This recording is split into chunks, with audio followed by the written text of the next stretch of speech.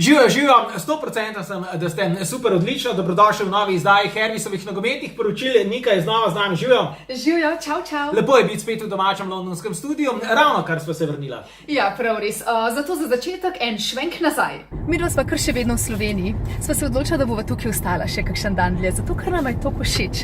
In zdaj se peljeva na eno glamurozno večerjo, tako da se veste, večerne obleke, smokingi pa te stvari. Akcija. Ja, greva dol, ne? Greva na večerjo. Sicer pa najbolj komot je biti v svoji najljubši majčki.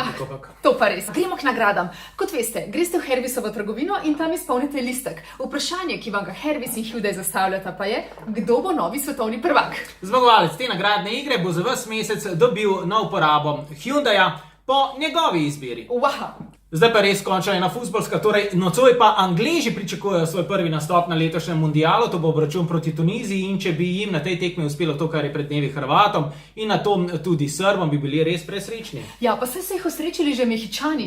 Ti so njihove zgodovinske rivale Nemce vešče in spretno narolali v eno fino prvovrstno tortiljo. Moj Özil je na koncu zgledal kot pretlačen guacamole. O ja, tole pa je še nova fabulozna nagradna igra, kajti v vsakem videu bova prav tole žogo podelila tistemu, ki bo. Všečkaj in sledi Hervisovo Facebook stran ter delita video.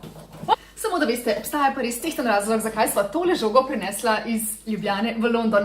Matjaž je obljubil, da me bo naučil, kako zabiti gol, in to z brco z zunanjim delom stopala. Ne, to sem se sam hecel. Ajo, kaj si se hecel, mi da greva zdaj tjale v park, lepo trenirati, pa vam v prihodnem videu pokaževa, kako napredujeva. Ampak Nika v kopačkah, to pa plačam, da vidim. Ja, no boš pa plačal, no problem. Se vidimo že v sredo. Živijo. Čau, čau. A to se moram jaz res v superge preobuti, ali kaj? Ja, seveda, v visokih petah pač ne gre, ne?